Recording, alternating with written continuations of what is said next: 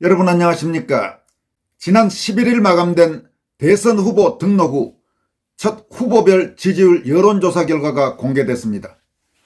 여전히 더불어민주당 이재명 후보가 오차 범위 밖에서 상당한 격차로 1위를 차지하고 있지만 김문수 국민의힘 후보의 추격세가 만만치 않은 것으로 나타났습니다. 현재 여론조사상 지지율이 5% 이상으로 이번 여론조사에 이름이 명기된 이재명, 김문수, 이준석 등 3명의 후보 가운데 김문수의 지지율은 후보 등록 직전보다 상당폭 높아진 반면 이재명과 이준석의 지지율은 하락세로 돌아서 이재명, 김문수 간 격차가 줄어들었습니다. 이처럼 김문수의 추격전이 본격화하면서 약 20일 남은 대선일이 다가올수록 이재명, 김문수 간 접전 양상이 더 치열해지고 대선판이 요동칠 가능성이 커졌습니다. 참고로 정통 우파 성향 대선 후보 중 무소속 황교안 후보와 자유통일당 구주화 후보는 아직 여론조사에 이름이 포함되지 않고 있다는 점도 감안할 필요가 있습니다. 글로벌 이코노믹이 의뢰해 여론조사 전문기관인 한길리서치가 대선 후보 등록일인 5월 11일과 다음 날인 12일까지 이틀간 전국 만 18세 이상 남녀 1513명을 대상으로 실시한 정례 여론조사 결과 차기 대통령 후보 지지도에서 더불어민주당 이재명 후보는 49.5%를 기록했습니다. 이어서 국민의힘 김문수 후보는 38.2%를 얻어 이재명 후보의 11.3%포인트 차이로 추격하는 것으로 나타났습니다.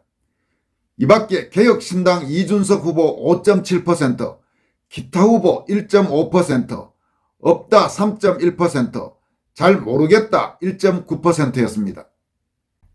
이재명 후보가 오차 범위인 플러스 마이너스 2.5%포인트 밖에서 선두를 달리고 있지만 김문수 후보 역시 상당한 지지 기반을 확보하면서 추격의 발판을 마련했다는 해석이 나오고 있습니다.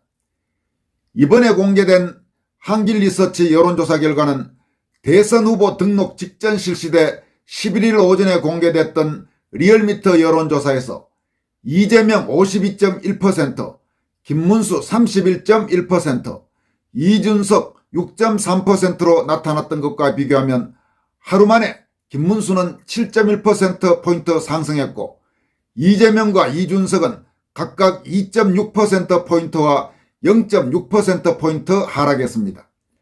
또 이재명과 김문수의 격차는 21.0%포인트에서 하루 만에 11.3%포인트로 약 10%포인트 가까이 격차가 줄어들었습니다.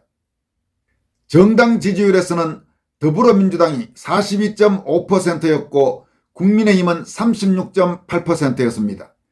또 개혁신당이 3.9%, 조국혁신당 2.2%, 기타정당 2.6%, 진보당 1.0% 순이었으며 지지정당이 없다는 응답도 9.9%나 됐습니다.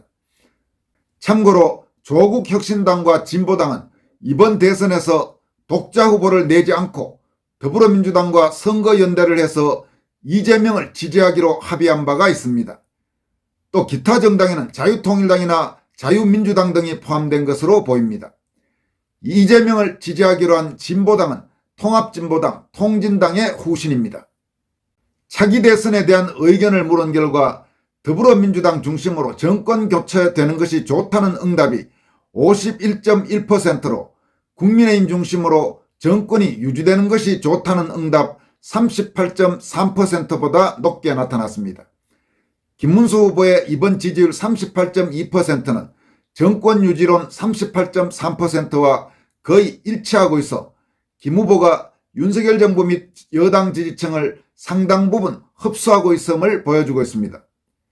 이번 대선에서 투표를 할 것인지에 대한 질문에는 77.5%가 반드시 투표하겠다고 응답했고 가능하면 투표하겠다가 16.0%였습니다. 또 투표날 가봐야 알겠다가 5.0%였으며 안 할 것 같다는 1.0%, 기타가 0.5%로 조사됐습니다. 이번에 글로벌 이코노믹이 의뢰하고 한길리서치가 실시한 여론조사에서 국민의힘 김문수 후보가 38.2%의 지지율을 기록하면서 대선 주자로서 상당한 경쟁력을 입증했다는 그런 분석이 나오고 있습니다. 특히 김문수 후보는 전통적인 국민의힘 지지층을 결집시키며 이른바 콘크리트 지지층을 강력하게 결집하고 있다는 점이 확인돼서 앞으로 대선 레이스에서 중요한 변수가 될 것으로 보입니다. 또 국민의힘 지지층의 김문수 지지율, 이른바 국민의힘 결집률이 현재 86.6%인 반면 더불어민주당 지지층의 이재명 지지율, 즉 민주당 지지층의 결집률 96.3%에 비해 아직 좀 낮은 수준이기 때문에 대선일이 가까워질수록 민주당 지지층의 이재명 결집과 마찬가지로 국민의힘 지지층에서도 이런저런 여러 가지 때로 복잡한 생각도 있고 좀 불만도 있고 하더라도 결국 민주당 지지층이 이재명을 지지한 것과 마찬가지로 이재명에 대항하기 위해서라도 선거 막판으로 갈수록 김문수로 지지층이 결집할 가능성이 있다는 그런 분석도 나오고 있습니다. 김문수 후보는 연령별 지지도에서 70대 이상에서 53.7%, 60대에서 46.9%를 얻어 과반 또는 이에 육박하는 높은 지지율을 기록하면서 나이든 연령층의 전폭적인 지지를 받고 있음을 확인했습니다. 지역별로는 전통적인 국민의힘 강세 지역인 부산, 울산, 경남에서 46.5%, 대구, 경북에서 42.9%의 지지율을 기록하면서 비교적 상대적으로 영남 지역에서 높은 지지율을 얻고 있습니다. 그러나 국민의힘의 절대적 지지 지역이라고 할 수 있는 대구, 경북에서 아직 과반수의 지지율을 얻고 있지 못하고 있는데 이는 다른 경쟁 후보인 이재명 또 이준석이 모두 TK와 연고가 있는, 따라서 지금 유력 세 후보, 정확하게 말한다면 유력 두 후보와 약 5%대의 지지율을 기록하고 있는 이준석까지 해서 3명이 모두 대구, 경북과 연고가 있어서 현재로 상당 부분 표가 분산되어 있다고 볼 수 있습니다. 더구나 김문수 후보가 최종적으로 국민의힘 후보로 확정되는 과정에서 여러 가지 진통이 있었고 이재명이나 이준석에 비해서는 실질적으로 선거운동 시작이 늦었다는 점 등도 영향을 미친 것으로 보입니다.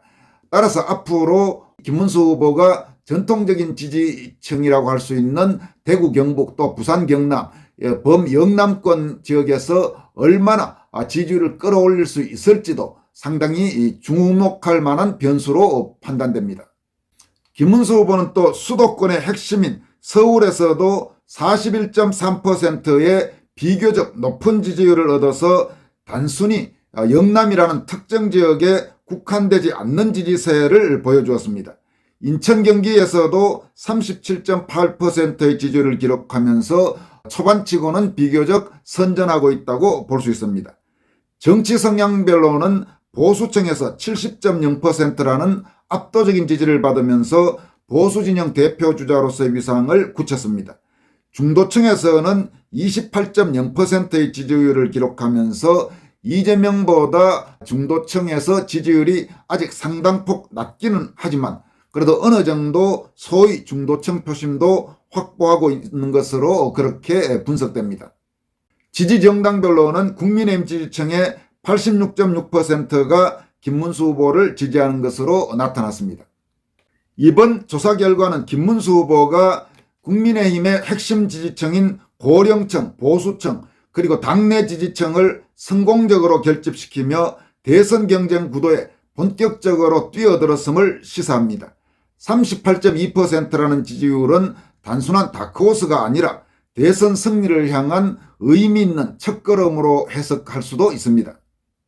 앞으로 대선과 관련해서 또 하나 주목할 부분은 이번 여론조사에서 지지정당이 없다, 즉 무당층이 9.9%나 됐고 또 잘 모르겠다가 1.0%에서 범무당층, 다시 말해서 지지정당이 없다와 잘 모르겠다가 합쳐서 10.9%나 되는 것으로 나타났다는 점입니다.